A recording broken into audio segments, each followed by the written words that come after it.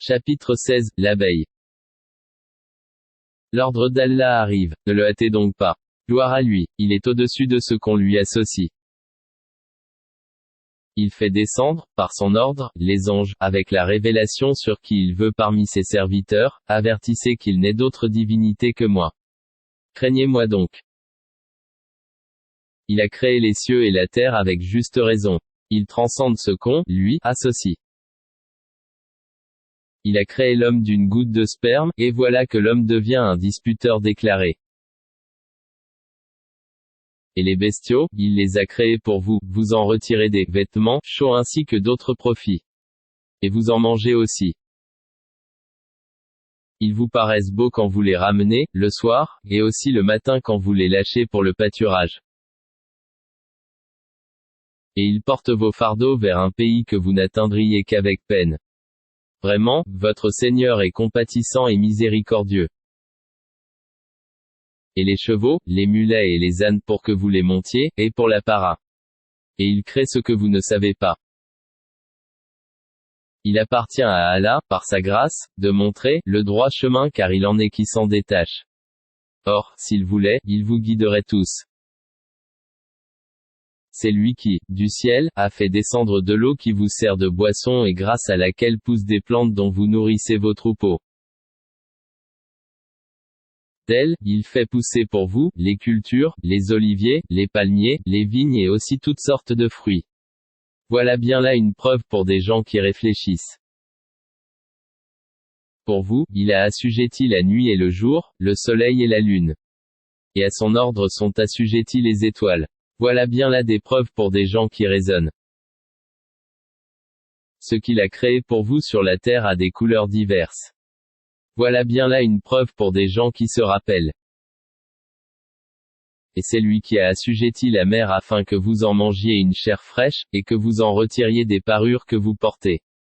Et tu vois les bateaux fendre la mer avec bruit, pour que vous partiez en quête de sa grâce et afin que vous soyez reconnaissants. Et il a implanté des montagnes immobiles dans la terre afin qu'elles ne branlent pas en vous emportant avec elles de même que des rivières et des sentiers, pour que vous vous guidiez.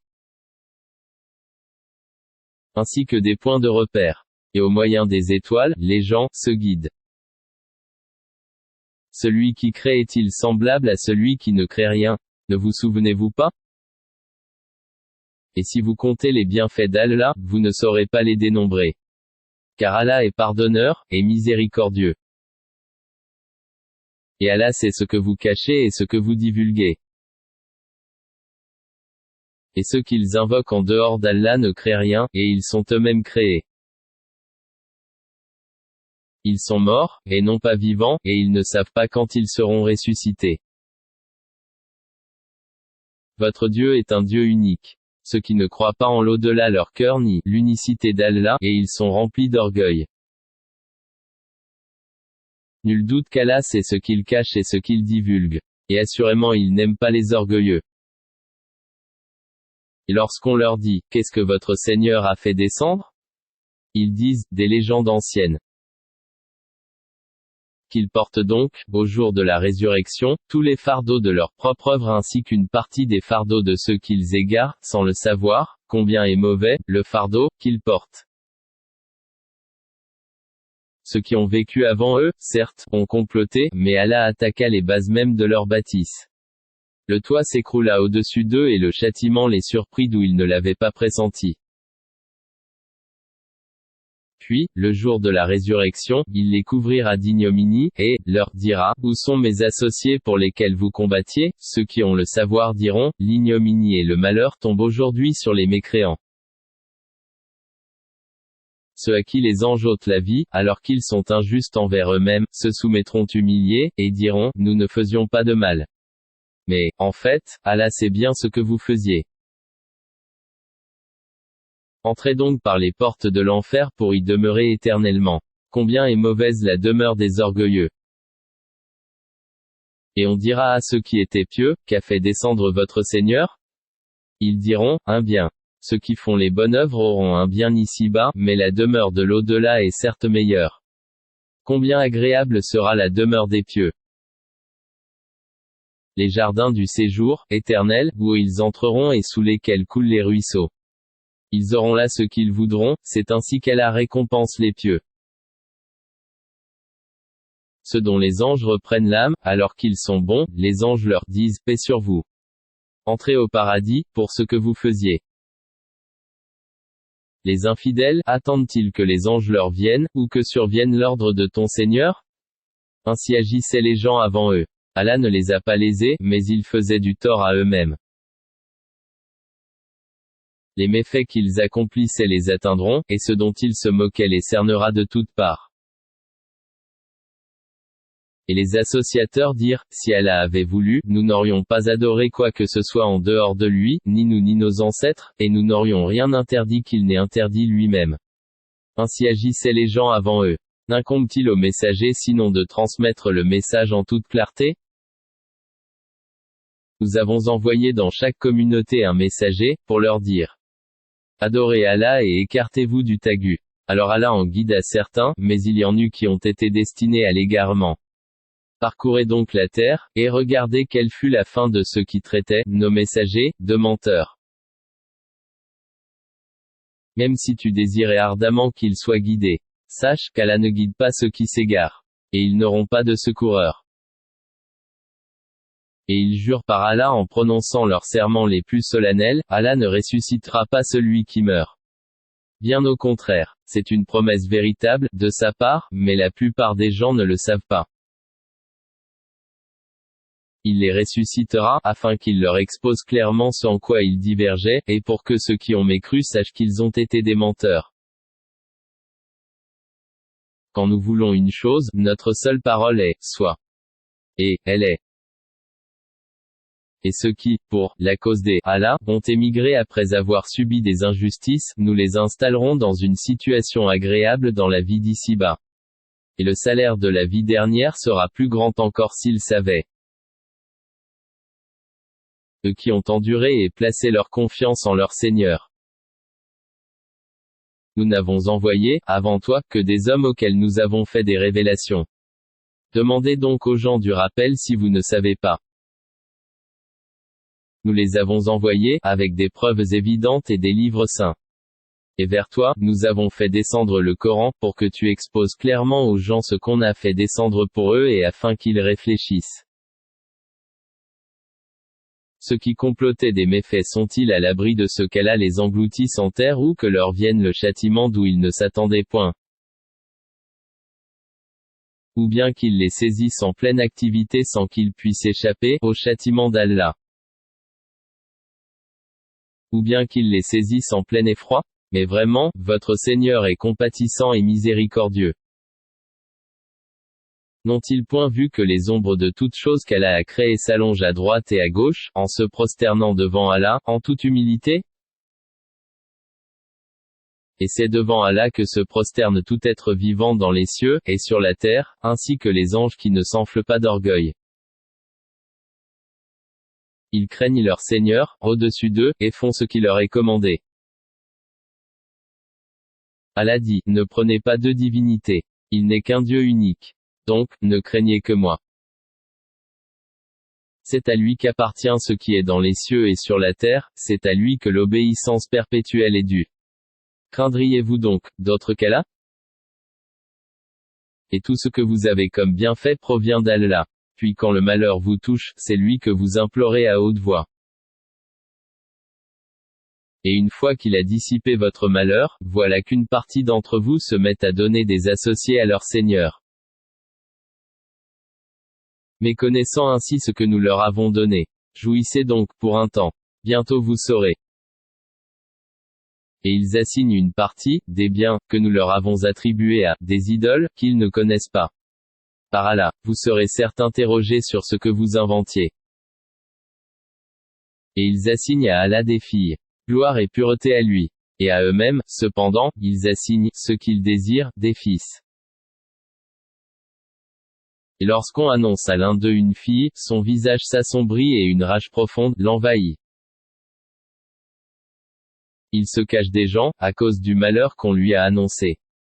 Doit-il la garder malgré la honte ou l'enfouira-t-il dans la terre? Combien est mauvais leur jugement. C'est à ceux qui ne croient pas en l'au-delà que revient le mauvais qualificatif qu'ils ont attribué à Allah. Tandis qu'Allah, seul, est le qualificatif suprême. Et c'est lui le Tout-Puissant, le Sage. Si Allah s'en prenait aux gens pour leurs méfaits, il ne laisserait sur cette terre aucun être vivant. Et il les renvoie jusqu'à un terme fixé. Puis, quand leur terme vient, ils ne peuvent ni le retarder d'une heure ni l'avancer. Et ils assignent à Allah ce qu'ils détestent pour eux-mêmes. Et leur langue profère un mensonge quand ils disent que la plus belle récompense leur sera réservée. C'est le feu, sans nul doute, qui leur sera réservé et ils y seront envoyés, les premiers. Par Allah, nous avons effectivement envoyé des messagers à des communautés avant toi.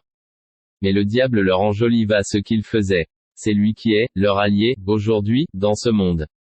Et ils auront un châtiment douloureux, dans l'au-delà. Et nous n'avons fait descendre sur toi le livre qu'afin que tu leur montres clairement le motif de leur dissension, de même qu'un guide et une miséricorde pour des gens croyants. Allah a fait descendre du ciel une eau avec laquelle il revivifie la terre après sa mort. Il y a vraiment là une preuve pour des gens qui entendent. Il y a certains enseignements pour vous dans les bestiaux, nous vous abreuvons de ce qui est dans leur ventre, un produit, extrait du mélange des excréments intestinaux et du sang, un lait pur, délicieux pour les buveurs. Des fruits des palmiers et des vignes, vous retirez une boisson enivrante et un aliment excellent. Il y a vraiment là un signe pour des gens qui raisonnent. Et voilà, ce que ton Seigneur révéla aux abeilles, prenez des demeures dans les montagnes, les arbres, et les treillages que, les hommes, font. Puis mangez de toute espèce de fruits, et suivez les sentiers de votre Seigneur, rendus faciles pour vous. De leur ventre, sort une liqueur, aux couleurs variées, dans laquelle il y a une guérison pour les gens. Il y a vraiment là une preuve pour des gens qui réfléchissent. Allah vous a créé, puis il vous fera mourir. Tel parmi vous sera reconduit jusqu'à l'âge le plus vil, de sorte qu'après avoir su, il arrive à ne plus rien savoir. Allah est, certes, omniscient et omnipotent. Allah a favorisé les uns d'entre vous par rapport aux autres dans la répartition de ses dons. Ceux qui ont été favorisés ne sont nullement disposés à donner leur portion à ceux qu'ils possèdent de plein droit, esclaves, au point qu'ils y deviennent associés à part égale. Nieront-ils les bienfaits d'Allah? Allah vous a fait à partir de vous-même des épouses, et de vos épouses il vous a donné des enfants et des petits-enfants. Et il vous a attribué de bonnes choses. Croient-ils donc au faux et nient-ils le bienfait d'Allah? Et ils adorent, en dehors d'Allah, ce qui ne peut leur procurer aucune nourriture des cieux et de la terre et qui n'est capable de rien. N'attribuez donc pas à Allah des semblables. Car Allah sait, tandis que vous ne savez pas. Allah propose en parabole un esclave appartenant à son maître, dépourvu de tout pouvoir, et un homme à qui nous avons accordé de notre part une bonne attribution dont il dépense en secret et en public. Ces deux hommes sont-ils égaux? Louange à Allah, mais la plupart d'entre eux ne savent pas. Et Allah propose en parabole deux hommes, l'un d'eux est muet, dépourvu de tout pouvoir et totalement à la charge de son maître, quelque lieu où celui-ci l'envoie, il ne rapporte rien de bon, serait-il l'égal de celui qui ordonne la justice et qui est sur le droit chemin? C'est à Allah qu'appartient l'inconnaissable des cieux et de la terre. Et l'ordre concernant l'heure ne sera que comme un clin d'œil ou plus bref encore. Car Allah est, certes, omnipotent. Et Allah vous a fait sortir des ventres de vos mères, dénués de tout savoir, et vous a donné l'ouïe, les yeux et les cœurs, l'intelligence, afin que vous soyez reconnaissants. N'ont-ils pas vu les oiseaux assujettis, au vol, dans l'atmosphère du ciel sans que rien ne les retienne en dehors d'Allah? Il y a vraiment là des preuves pour des gens qui croient. Et Allah vous a fait de vos maisons une habitation, tout comme il vous a procuré des maisons faites de peaux de bêtes que vous trouvez légères, le jour où vous vous déplacez et le jour où vous vous campez. De leur laine, de leur poil et de leur crin, il vous a procuré des effets et des objets dont vous jouissez pour un certain délai. Et de ce qu'il a créé, Allah vous a procuré des ombres. Et il vous a procuré des abris dans les montagnes. Et il vous a procuré des vêtements qui vous protègent de la chaleur, ainsi que des vêtements, cuirasses, armures, qui vous protègent de votre propre violence. C'est ainsi qu'Allah parachève sur vous son bienfait, peut-être que vous vous soumettez. S'ils se détournent, il ne t'incombe que la communication claire. Ils reconnaissent le bienfait d'Allah, puis, ils le renient. Et la plupart d'entre eux sont des ingrats. Et rappelle-toi, le jour où de chaque communauté nous susciterons un témoin, on ne permettra pas aux infidèles de s'excuser, et on ne leur demandera pas de revenir sur ce qui a provoqué la colère d'Allah. Et quand les injustes verront le châtiment, on ne leur accordera ni allègement ni répit.